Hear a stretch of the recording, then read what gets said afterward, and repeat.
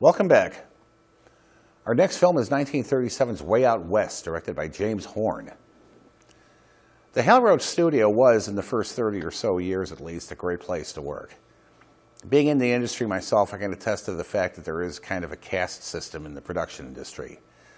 On the top, you have the producers and directors. Then just slightly below them, but not much, you have the talent, the actors and the actresses, and assistant directors. Under them, you have the cinematographers and technicians. Under them, you have the gaffers, drivers, grips, and craft service people. Under them are the writers.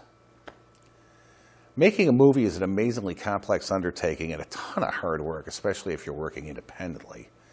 Tempers get short, nerves get frayed, but if everyone is on board, if everyone has faith in a project, if everyone believes in what they're doing, it is one of the most rewarding experiences that you are ever likely to have. And if it turns out well, so much the better. For its first few decades, the Hal Roach studio was literally like a big family. There was no caste system there. Everyone was treated with respect no matter what their job was. Everyone was treated fairly, and the subjects made by the studio were made with love and care.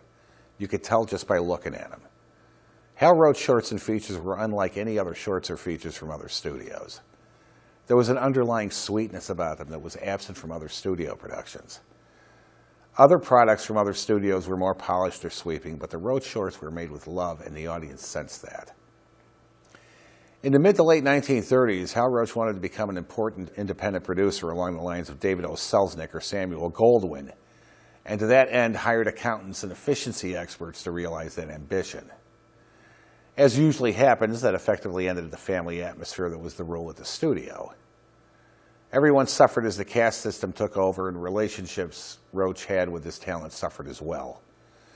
It took a while for this change to become apparent in the work of the studio, but it eventually did. Thankfully, that's not apparent in this movie. Way Out West concerns the boys delivering a deed for a gold mine to Mary Roberts, the daughter of the guy who discovered the mine.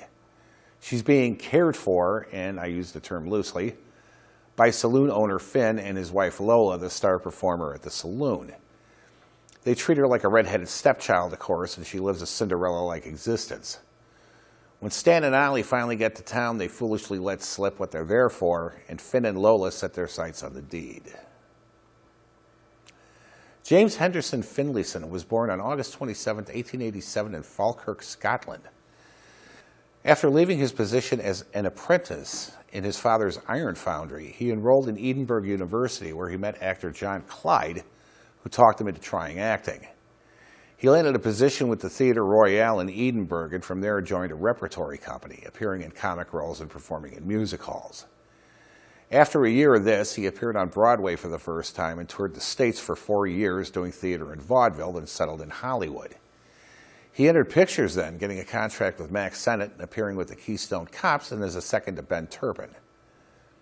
In 1923, he came to the Hal Roach studio and his career really took off. He started out as an antagonist in several Stan Laurel shorts, and when Stan turned director, was a lead in several films, but soon after he settled into being a supporting character and refined his various mannerisms, such as the double and triple takes in what he called the fisheye, which he made his own. He appeared not only in Laurel and Hardy films, but also appeared in our gang comedies, notably squaring off with Spanky on the Phone in Mush and Milk, and also appeared with Charlie Chase in other comics. You may recognize the verbal mannerism he shares with Billy Gilbert, the exclamation of, "Don't!" when something confounds him, which Dan Castellaneta pays tribute to on The Simpsons. Jimmy Finlayson died of a heart attack on October 9, 1953 in his home in Los Angeles, California. Way Out West is one of my favorite Laurel and Hardy movies. There are many laugh-out-loud moments and many charming scenes in it, like the little dance Stan and Ollie do while listening to the Avalon Boys singing At the Ball, That's All, outside the saloon, and Ollie and Stan's duet, so to speak, when they sing Trail of the Lonesome Pine, and some incredibly funny gags with Dinah the Mule, who incidentally played algebra in the Our Gang short Honky Donkey, and Ollie getting stuck in various messes while trying to retrieve the deed.